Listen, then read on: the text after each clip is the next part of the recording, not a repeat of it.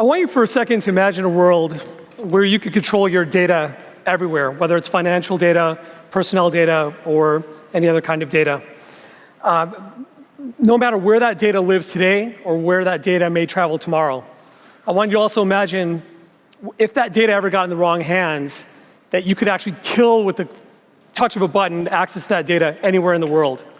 Imagine that kind of capability or that kind of power in our post-Snowden, post-OPM hack, post-Sony hack world.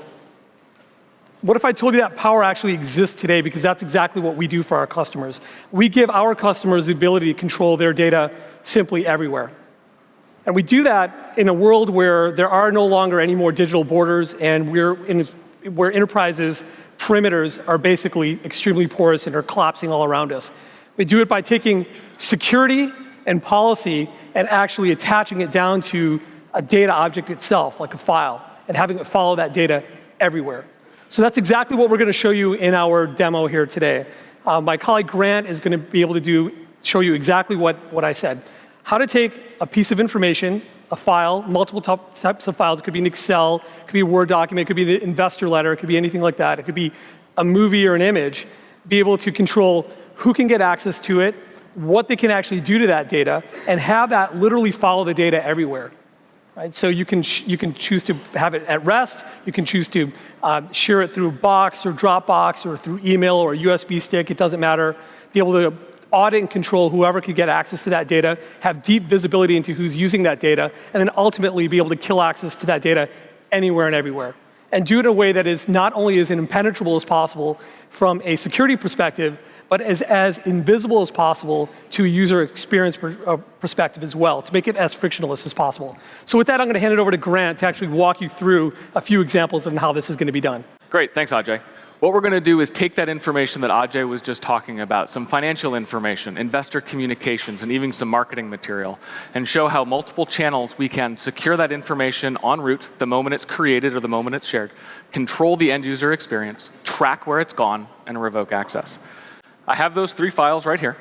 What I'm going to do is attach 2 of them to an email and show how in line, without changing the customer's workflow, we can protect this information. I've got an email here going to me and Ajay from someone outside of our organization. And I'm simply going to drag and attach these files. Vera, at this point, recognizes that I have attachments I might want to secure, and it allows me to determine, at the single click of a button, exactly what that recipient experience is going to be like. These are sensitive information, so I'm going to watermark them and send them on their way. Just like that, I've secured that information.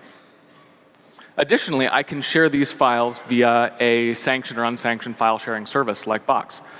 Perhaps I have a large video file that's too big to send an email. Simply by dragging and adding this file into a collaborative cloud folder, Vera is going to step in, secure that file, and make sure that anyone who accesses it is on the guest list. They're the only people who can see it and nobody else. Let's take a look at what that looks like from an end user perspective. I'm now the recipient of that email, and we'll open up Box in a moment here. But you'll see I've received this email in my Outlook with 2 attachments in it. And there are those 2 files that we just opened up. When I double-click to open that financial spreadsheet you saw at the beginning, behind the scenes, Vera is checking my identity, my permissions, and whether or not I can access that file or not. And then it's going to enforce permissions on that document. So when it opens up, it's going to open up in its native Excel document, its native Excel format. But my ability to do anything with that file is completely locked down. It's watermarked dynamically. I don't have to re-render that document. And my ability to edit, copy, paste information out of it, or even print is completely locked down.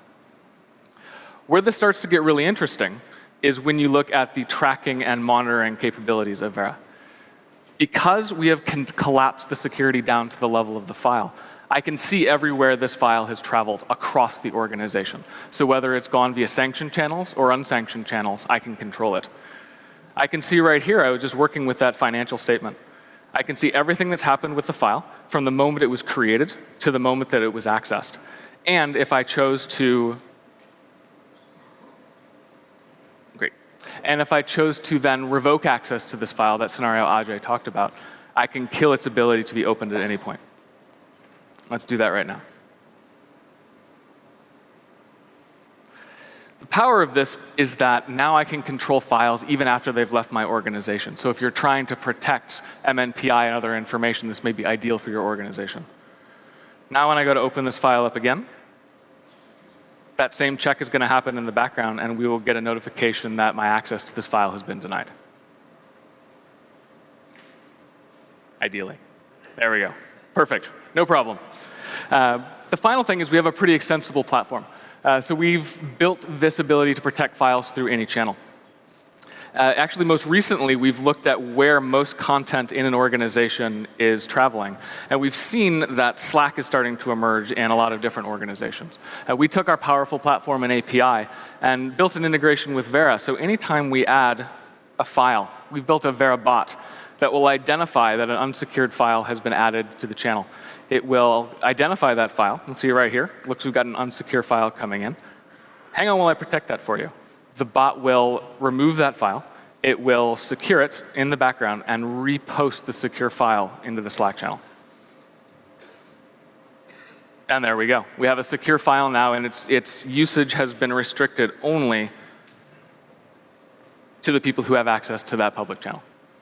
Great. So what basically Grant has been able to show you, and if we rewind this a bit, is to literally give you control of your data everywhere, even once it's actually left your physical purview of control. So once it's outside your perimeter, you have the ability to be able to see who can get access to it, what they can do to it, and you saw something like a watermark, but can they copy and paste, can they print it, can they screenshot it, a whole variety of things across every different kind of data type, be able to track it, audit it, change any of those policies in real time, and kill access to it at will across all different kinds of file formats, data types, et cetera. So a very powerful capability that never existed before. Thank you so much. Thanks, everyone.